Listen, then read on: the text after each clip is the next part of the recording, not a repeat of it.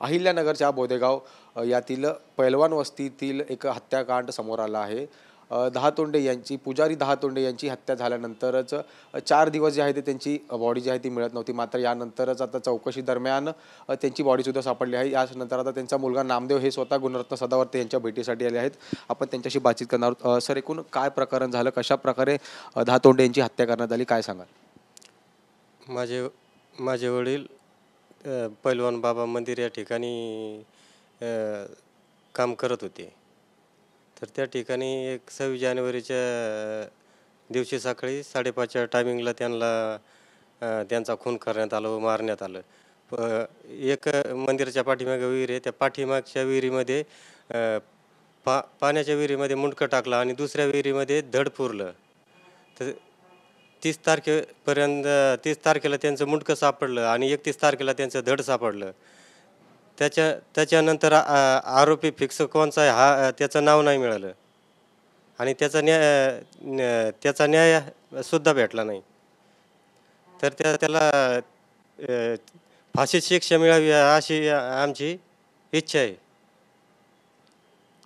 सदावर्ते सरांना भेटायला आला आहे, तर नेमकं काय मागणी करणार आहेत आता? आमच्या वडिलाला न्याय मिळावा याच्यासाठी सदावर्ते साहेबांकडे मी आलेलो आहे. कारण मी शेवटपर्यंत तिथपर्यंत मी जाऊ शकत नाही. म्हणजे पूर्ण महाराष्ट्र भर माहिती होईन असं मी गरिबीच्या परिस्थितीतून जाणार नाही. त्यामुळे मी सदावर्ते साहेबाकडे भेटायला आलो. गुणरत्न सदावर्ते सर, आपण जर पाहिलं तर बीडच्या संतोष देशमुख हत्या प्रकरणानंतरच आता अजून एक हत्याकांड जो आहे तो समोर आला आहे. अहिल्यानगरमधली ही घटना आहे. काय सांगाल तुम्ही? अत्यंत वेदनादायी आहे. बीडमधला जो हत्याकांड आहे किंवा हत्या झाली किंवा खून झाला जे असं दिसतंय आपल्याला, ते एका अर्थाने एखाद्या व्यावसायिक कारणानं किंवा दादागिरीमध्ये तू बडा की मैं बडामधून झाला असू शकेल. परंतु जे अहिल्यानगरमधल्या बोदेगावामध्ये जे हत्या झालेली आहे, एक वयोवृद्ध जे नामदेव दहातोंडे वय 70 वर्ष एका मंदिरामध्ये, म्हणजे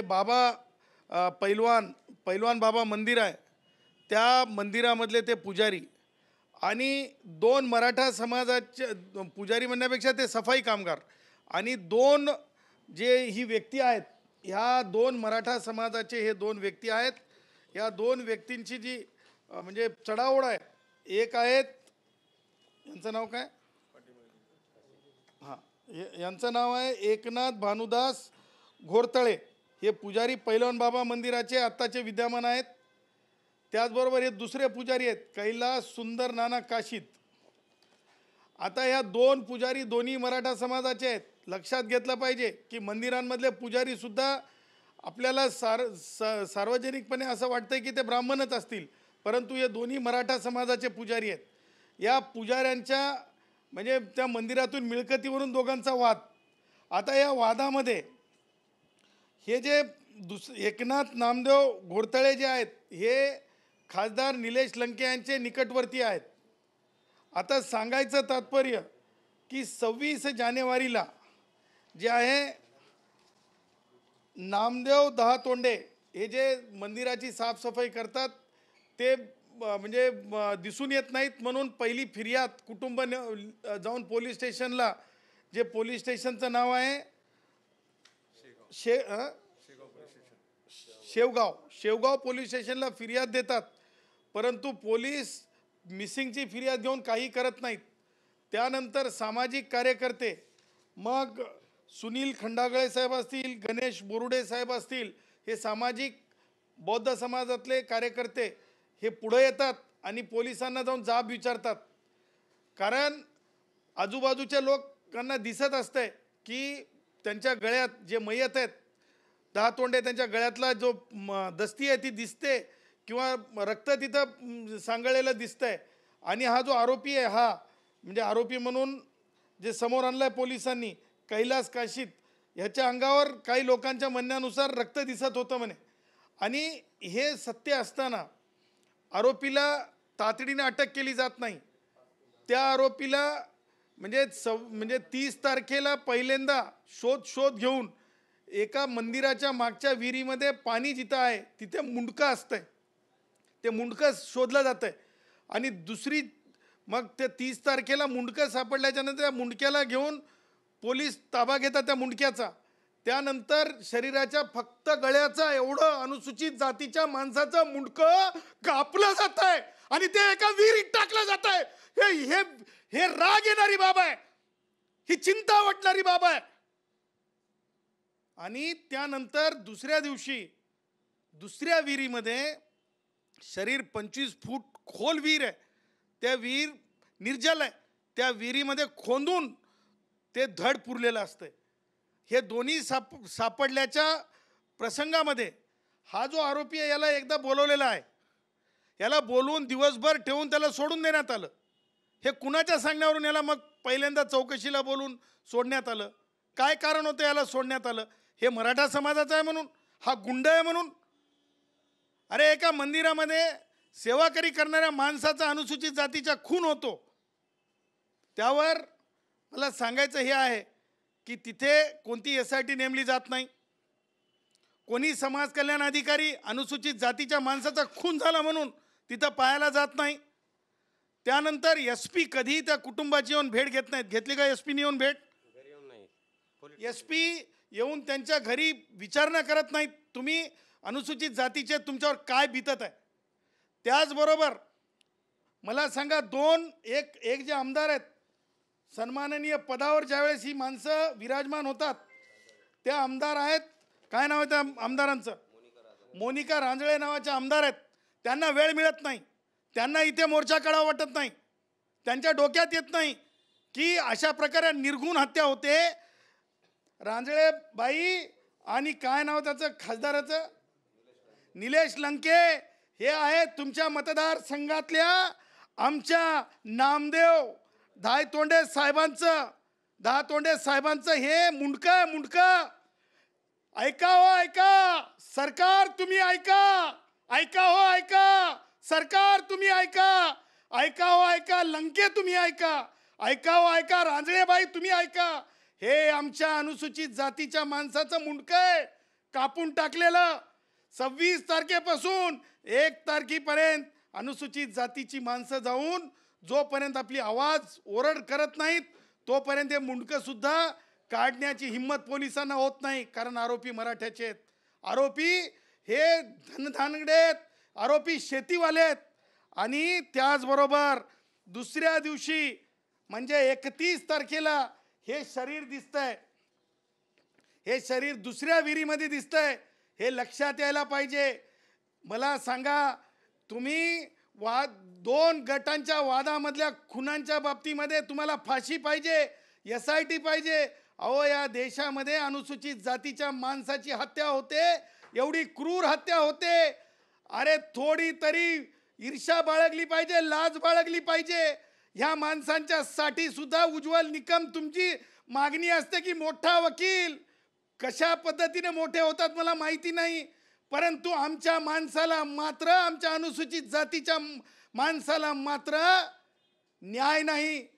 म्हणजे मराठ्यांचा माणूस खुनात मेला तर फार मोठा अभेंड आहे, फार मोठं दुखवट आहे, त्याच्यासाठी रॅली आहेत. परंतु धनगर समाजाचा मुलगा आंतरजातीय प्रेम केलं मराठा समाजाच्या मुलीसाठी बनून लातूरमध्ये मरतो, तिथं लवकर SIT नाही, तिथं फास्ट ट्रॅक नाही. त्याचबरोबर मराठा समाजाचं पोलीस अधिकारी, काय नाव त्याचं ते, घोरबांड, परभणीमध्ये 302 दाखल होत नाही त्याच्यावर, कारण आमचा वडर समाजाचा सूर्यवंशीची हत्या होते. इथे सुद्धा दहातोंडे साहेबांची हत्या होते, इथे सुद्धा न्याय नाही. म्हणून आज आम्ही सरकारला विनंती करत आहोत, जे एवढी निर्गुण हत्या महाराष्ट्राने, देशाने कमीत कमी पाहिलेल्या असतील. हे चित्र माणसाच्या मनाला विचलित करणार आहे. आणि निर्लज्जपणा म्हणजे एवढं झाल्याच्या नंतर सुद्धा लोकप्रतिनिधी तिथे जाऊन भेट देत नाहीत. कारण शेड्यूल कास्ट माणूस आहे म्हणून देत नाहीत का? प्रश्न विचारतो. कुठं गेलेत तुमच्या डोक्यातले राग? कुठं गेलेत तुमच्या फाशी द्या म्हणणाऱ्या घोषणा? कुठे आहेत तुम्ही? आपण रांजळेंना पाहिलत का? आपण निलेश लंकेंना पाहिलत का? असा प्रश्न उपस्थित करतो मी. कारण आपण यांना पाहिलं का या लोकप्रतिनिधींना? कारण हे सापडेनात, यांना वेळ मिळेना. म्हणून आम्ही आज माननीय मुख्यमंत्री देवेंद्रजी फडणवीस, माननीय संजय शिरसाट समाज कल्याण मंत्री, ॲडिशनल चीफ सेक्रेटरी गृह विभाग, पोलीस महासंचालक महाराष्ट्र मुंबई आणि अतिरिक्त पोलीस महासंचालक PCR मुंबई मुख्यालय यांना आम्ही निवेदन सादर केलं आहे.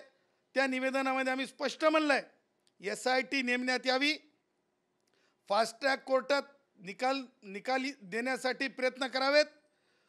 त्याचबरोबर या सदर कुटुंबाला ॲट्रॉसिटी ॲक्टखाली जो निधी शासनाच्या वतीने द्यावा लागतो तो दिलेला नाही. माननीय उच्च न्यायालयाने, सर्वोच्च न्यायालयाने आणि भारताच्या संविधानाने अस्पृश्यतेच्या संदर्भात ॲट्रॉसिटी ॲक्ट आणलाय, ती आणखीन मदत नाही.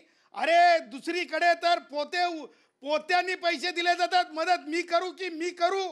मी कोल्हापूरचे माजी खासदार, काय नाव त्यांचं, आपले भोसले साहेब, काय नाव त्यांचं, आपले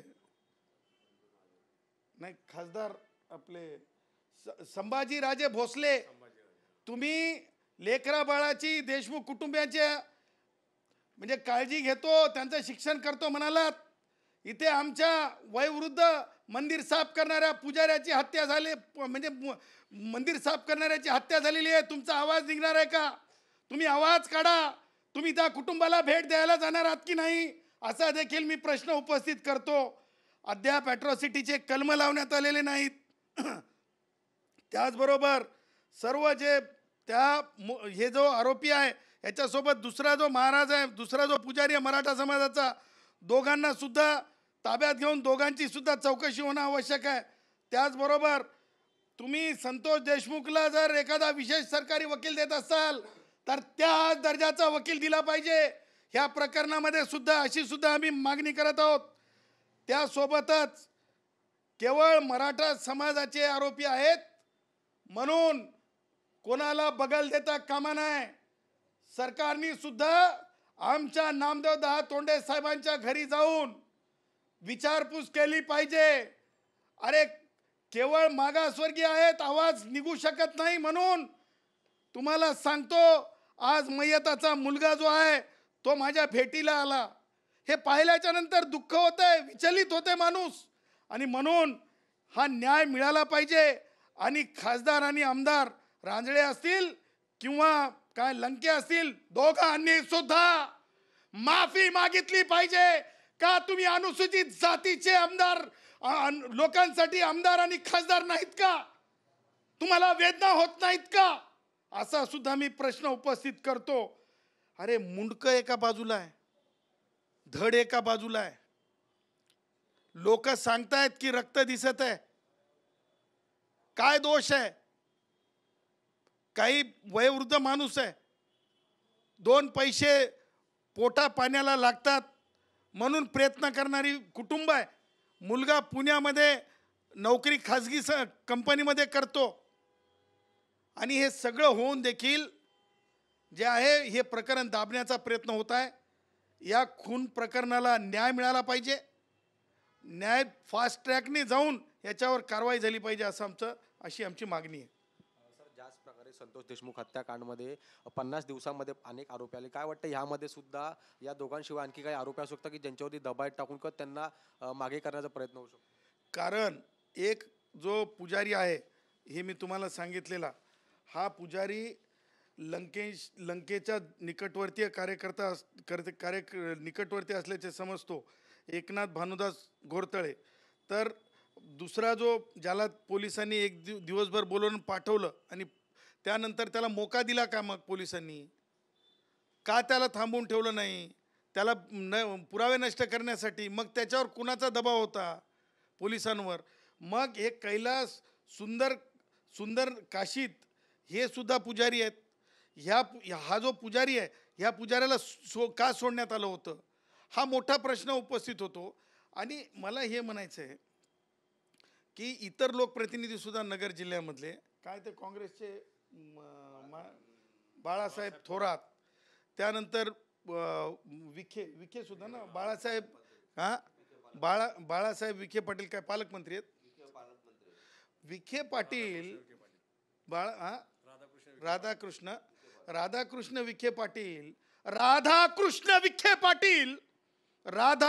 विखे पाटील तुम्ही पालकमंत्री आहात, वेळ मिळाला नाही का जाऊन भेट घेण्याची कुटुंबाची? आवश्यकता वाटत नाही का? कारण शेड्यूल कास्टचा माणूस मेल आहे ना, त्याच्यामुळे आवश्यकता वाटत नाही. हां तुम्ही कधीपर्यंत भेटायला जाणार आहात आणि न भेटायला जाण्यामागचं कारण काय? तुम्हाला पोलिसांनी ही माहिती दिली नव्हती का गंभीर घटनेची? तुम्ही काय स्टेप्स घेतल्यात हे सुद्धा तुम्ही पब्लिकली बोलून दाखवलं पाहिजे. तुम्ही मराठा समाजाचे मंत्री आहात, याचा अर्थ तुम्हाला कोणताच न्याय नाही का करण्याचा अधिकार नाही आहे का? तुम्हाला न्याय करावासा वाटत नाही का? तुम्हाला माहिती घ्यावीशी वाटत नाही का? कुटुंबाकडे जाऊन विचारणा करावीशी वाटत नाही का? की काय रेस्ट हाऊसला कुटुंबाला बोलवणार आहात कारण ते शेड्यूल कास्टचे आहेत म्हणून? हे सुद्धा मला तुम्हाला विचारायचं आहे. विखे पाटलांना याचं उत्तर द्यावं लागेल. तुम्ही जस्ट मोठे आहात, पैसेवाले आहात, मराठा समाजाचे आहात म्हणून गरीब कुटुंबातल्या माणसांना तुम्ही, त्याचबरोबर सेवा चाकरी करणाऱ्या माणसांना तुम्ही, अनुसूचित जातीच्या माणसांना तुम्ही दुय्यम वागणूक देऊ शकत नाहीत. हे सुद्धा बाळासाहेब विखे, काय त्यांचं नाव, राधाकृष्ण विखे पाटलांनी लक्षात घेतलं पाहिजे. शेवटचा प्रश्न, पोलिसांवर कुठेतरी राजकीय दबाव टाकला जातो का, आपल्याला काय वाटतं? हो, राधाकृष्ण विखे पाटलांनी त्याचं उत्तर द्यावं. त्याचबरोबर रांजळेंनी उत्तर द्यावं. त्याचबरोबर हे सगळी मराठा समाजाची आहेत ना. मयत कोण आहे? मयत शेड्यूल कास्ट आहे. त्याच्यामुळं नक्की ह्यांनी न बोलण्यामागे विखे पाटलांनी बैठकीमध्ये हा प्रश्न उपस्थित केला का? फास्ट ट्रॅकचं मार्गदर्शन केलं का पोलिसांना? पोलिसांकडून काय माहिती घेतली त्यांनी पब्लिक करावी. अन्यथा ही हे ट्रेंड आहे का? मागासवर्गीय असला म्हणजे तो मेला तरी काही त्याला न्याय नाही. ह्या गंभीर बाबी आहेत. माननीय मुख्यमंत्र्यांची आम्ही हे निवेदन पाठवत आहोत. आज माननीय मुख्यमंत्री नाही आहेत, दौऱ्यावर असल्याचे समजते, परंतु माननीय मुख्यमंत्र्यांची लवकरच कुटुंब भेट घेईल. नक्कीच, धन्यवाद सर आमच्याशी वाच केलं. तर आपण जर पाहिलं तर दहातोंडे यांच्या हत्या प्रकरणात आता पोलीस आणि सरकार यापुढील काय चौकशी करणार किंवा काय मार्ग काढणार हे पाहणं महत्त्वाचं ठरणार. व्हिडिओ जर्नलिस्ट कृष्णा पवारसह मी जय पवार, TV9 मराठी, मुंबई.